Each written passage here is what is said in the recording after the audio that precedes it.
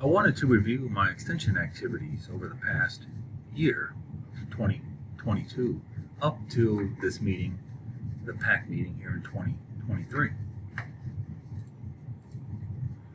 So the focus of my extension activities, much of my extension activities are focused on pine silviculture and income improvement, growth and yield, as well as forest inventory, obtaining more statistically accurate, temporally shorter, and more financially feasible estimates of forest resources. And in line with my statewide program of income improvement in pine silviculture, reducing reforestation costs and providing market opportunities and the development of timber decision support systems, TDSS, is to help foresters and landowners better understand how various management activities and the costs associated with those and revenues better help them achieve their management objectives. And then overall, helping landowners, foresters, loggers, and legislators understand the importance of all of these to the wood supply chain. So the topics, that's my focus, but as an extension specialist, regional extension specialist, you obviously receive questions and phone calls, etc., requests to do various things on a variety of topics. So in line with my focus, the growth and yield of pine and development of timber decision support systems and presentations, forest carbon markets, I spent a lot of time on forest carbon markets, particularly at this time here for Mississippi, the Natural Capital Exchange, which is basically really, in my opinion, the only program applicable given our forested conditions, as well as a lot of work with a Penn State-led program called FOSHI, and I'll talk about that here in a little bit. Pine reforestation and mid-rotation management activities, and I've dealt a lot with folks on logging operations, particularly log trucking operations, with folks from University of Georgia and Wayne Withers and David Livingston. And so you can see I have a variety of contacts, and I've met with and I've worked on a variety of topics this past year. And then site visits, so I go out and I meet with landowners, sometimes I would say majority landowners, but even sometimes I've talked with churches and things like that. So a variety of topics as well, meeting with people and in-person conversations about various topics this past year. I gave 24 professional presentations, and 9 of these were CFA presentations. I attended 15 CFA meetings, 1 in-service training for county agents, as well as other folks actually, about both on natural regeneration of pines and artificial regeneration of pines. And these were 2 separate chapters within the Family Forest Owner Extension publication that came out this year.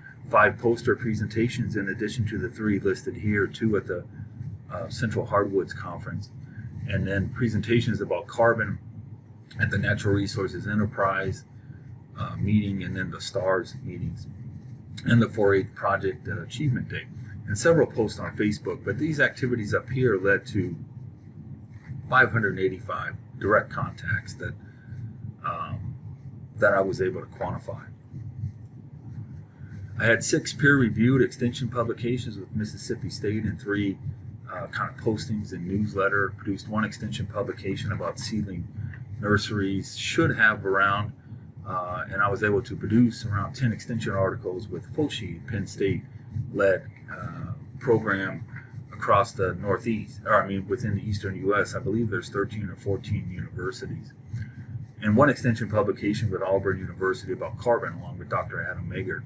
And then I produced around 6 unofficial documents for landowners and foresters, as well as probably 5 or 6 other on growth and yield modeling topics and tools, and around 20 videos on various aspects of forestry, and then 11 conference proceedings. And these are applied analyses, 2 peer-reviewed journal articles, and 1 article in the conversation about Christmas trees. And this got posted all around the world, so that was in around the U.S. and even in Canada, I believe. So that was pretty neat that it got kind of disseminated through a variety of news outlets.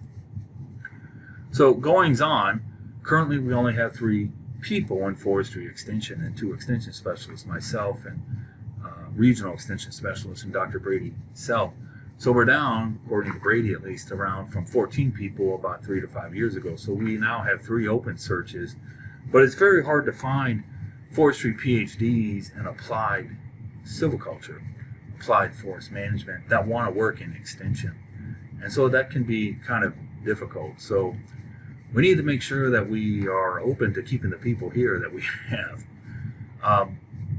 And then, so kind of related to topics from last year, and this is always an ongoing, right? I think every year everybody's interested in more markets for their timber. And these are probably over the past 2 or 3 years, and I'm sure most of you are aware of these. This is a 75-mile radius roughly around these centers, and here's the Southwest region. So you can see there's, over the past, as I said, 2 or 3 years, variety of either upgrades or I should say new facilities, as well as expansions is the word I'm thinking of. We have quite a bit more impact going on within the Southwest region. And in Velasas in Natchez, and I'm not sure, Velasas I should say, in Natchez, and I'm not sure the exact status of that at this time, but that would be a pretty big demand. I'm not sure if everything would be roundwood, but obviously that's very important, the market conditions. And then statewide, the Kogan Grass Control Program, which is in the southern counties, the Southern Pine Beetle Cost Share for pine thinning operations in Mississippi, and this is statewide, where a landowner can receive money for pine thinning operations. And in July of 2023, the maximum gross vehicle weight will go up to 88,000 pounds rather than 84,000 pounds with a harvest permit. And I always tell landowners, take advantage of the federal reforestation tax deduction and amortization programs and the Mississippi Reforestation Tax Credit. These can greatly reduce your tax. I should say they can greatly, offset your reforestation cost. And then make sure you're using capital gains tax rates on timber harvest. So if you own the timber for more than 1 year, you should be able to get a capital gains tax rate. And that, we can generally, I'd say most of us are in the 22% to 24% income tax bracket. And the capital gains is going to be at 15%. So that can save you quite a bit in taxes if you take advantage of that provision.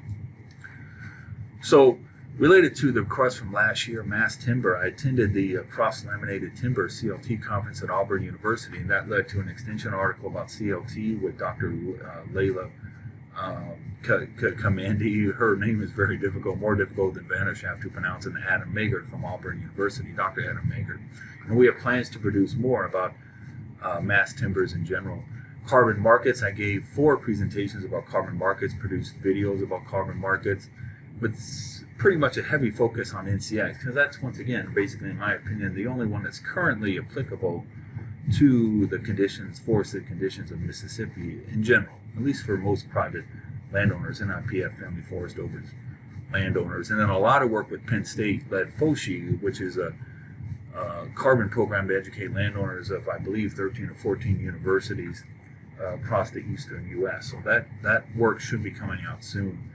And then, as I said, I produced an extension article with Auburn University on carbon markets and invasives. So I'm working on an extension article, and maybe more kind of internal article about invasives and their impacts to forestry. And I have had some work with Dr. Rios here looking at the potential for goats as, biological control of various invasives in forested conditions. And this work is along with folks at Tuskegee as well. Thank you.